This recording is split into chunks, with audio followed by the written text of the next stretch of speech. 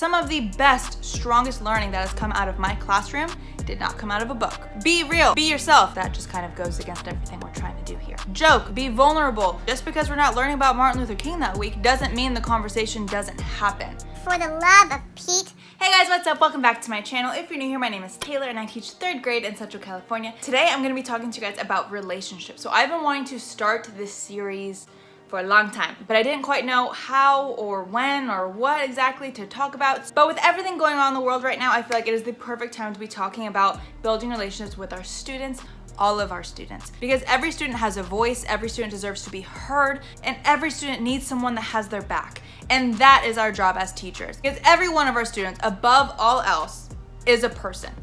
Doesn't matter if they're 5, 8, 12, 16, they're a person. And they have thoughts and opinions and emotions that need to be heard and validated. So this first episode of Building Relationships is going to be focused on communication. The most important piece of a relationship is having good communication. And that goes for any relationships, family relationships, friendships, romantic relationships, and relationships with just everyday people. And specifically today, relationships in our school.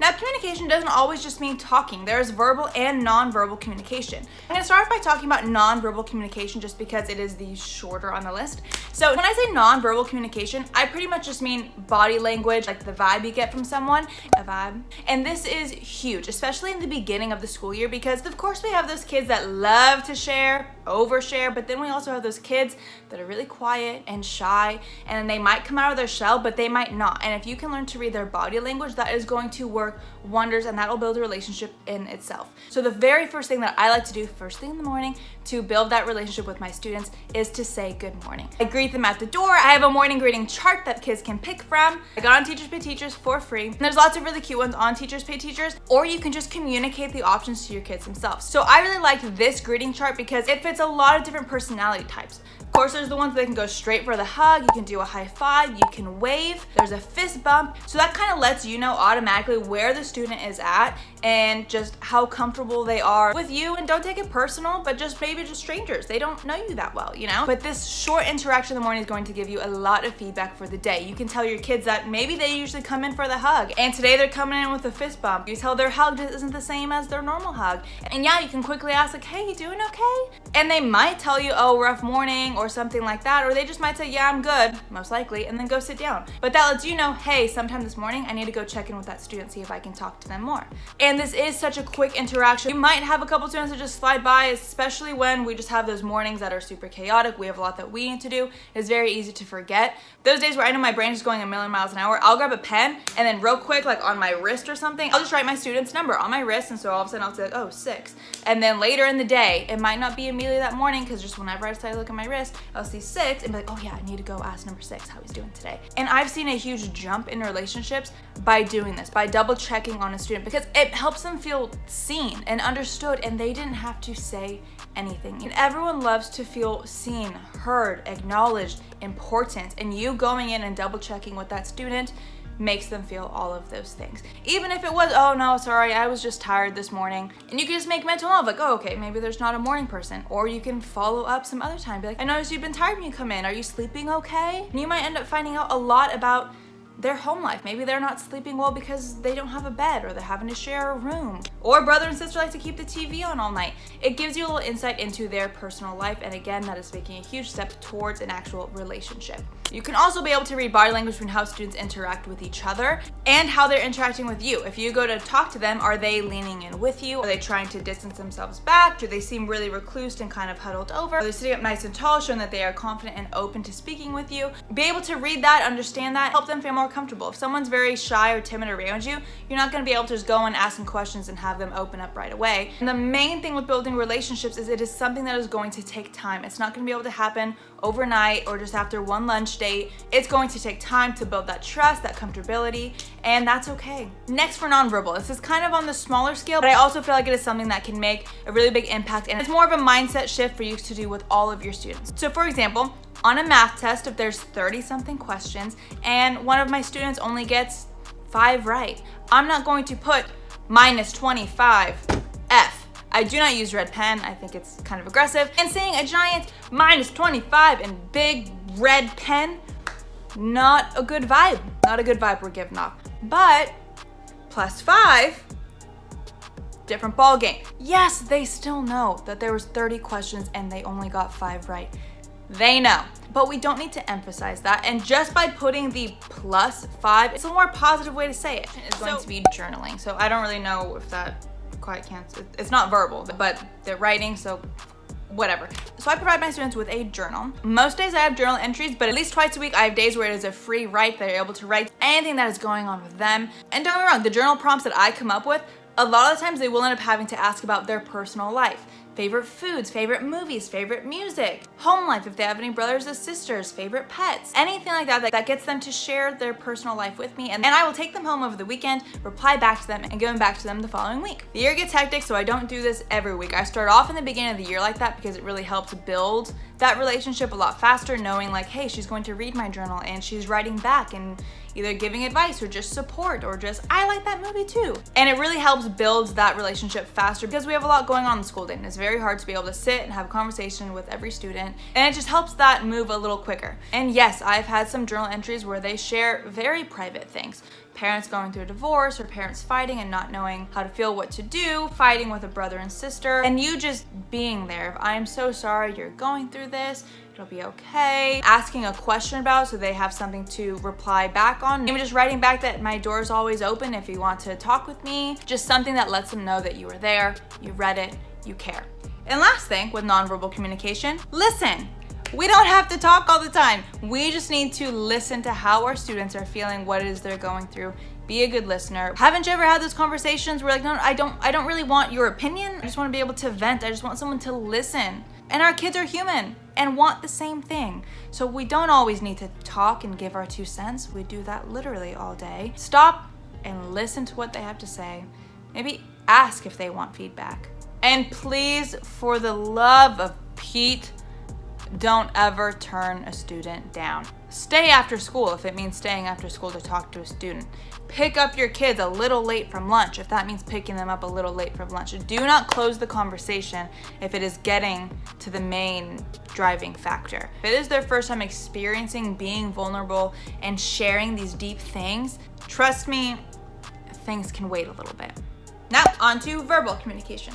Verbal communication is a lot more upfront. Verbal communication is something that we do all the time, but in school, a lot of our communication is just academics and not really digging into the individual self and what we are going through. So one major thing in my classrooms, I really like to have equal talk. I like to have just as much academic talk as there is non-academic communication. Yes, we're talking about the academics, but inside that, I'm going to make moments throughout my day, week, year to where we are talking about just individual personal stuff because that is what's building the relationship. And like Rita Pearson said, kids don't learn from people they don't like. So build that relationship, put in the work, and your relationships should start building rather quickly. So first thing in the morning, verbal communication, I start with a morning meeting. Again, I hit this heavy at the beginning of the year. We start off doing it every morning, and then after about the first month, it'll kind of dwindle down to like twice a week or once a week or something like that, and then we'll pick it up as needed. But during our morning meeting, we start off with an emotion meter.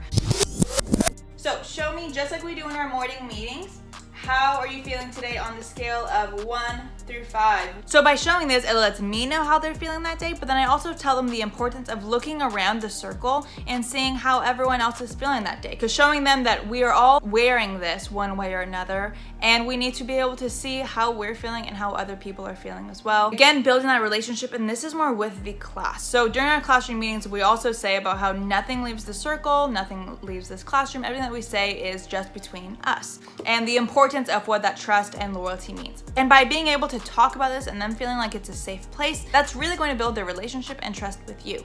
So that is our morning meeting, and that is a group conversation that's happening. Also make sure that you make time to have those individual conversations that are one-on-one as well. I like to do lunch with students. So I'll have lunch with a student. Either I will ask them, or if they've reached a certain level on their class dojo points, I like to choose a point level that everyone will reach, and that way I know everyone's going to get a time to have lunch with me. Some just might be sooner than others. And most of the time, it doesn't take getting to those dojo points for us to have lunch. If I see that something is going on, I'll say, hey, wanna have lunch today? And these lunch meetings. So these lunch meetings, you have control, you call it how you want. I've had students where this student was going above and beyond, and I really would like to show my appreciation by having lunch with a student and just getting to talk about things. Or I've had lunch with a student who mentioned her parents are going through a divorce and she's having a hard time with what to feel. So we had lunch and we got to discuss that. And during these lunch meetings, don't be afraid to share about yourself. No one wants to have a one-way lunch conversation. It is very important to open up to your kids about your personal life as well, whenever that seems fit. We need to be able to talk to kids about things that they are experiencing,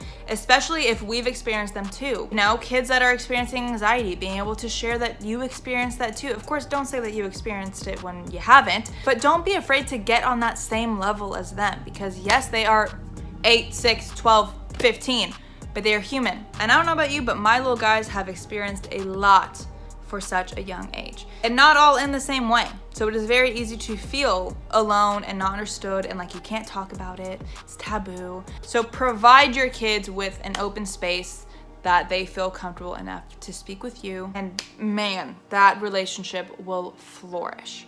Next, be real, be yourself, joke, be vulnerable, show who you truly are, share these little things with them. Yes, there are some things that you might not want to share if it's too much, but if it's within context and age appropriate, then yeah, share. This last year, my dog passed away and my students knew about it. I missed school for a day is something that I know that a lot of them have experienced, and so I figured now can be a good time for us to be able to talk about that. And yes, death is a scary conversation, but if it comes up, we talk about it. And that brings me to one of the most important parts of this. Some of the best, strongest learning that has come out of my classroom did not come out of a book. It came out of just the random open conversations that happened in my classroom. And I am totally happy with that. You know, with everything going on in the world right now, race being a main topic, that is something that can come up in your classroom and should come up in your classroom. And if it's brought up by a student, just because we're not learning about Martin Luther King that week doesn't mean the conversation doesn't happen. We teach based off of our children's interests, their questions, what they're curious about. We can't just avoid a topic because it makes us feel uncomfortable or because we don't quite know what to say.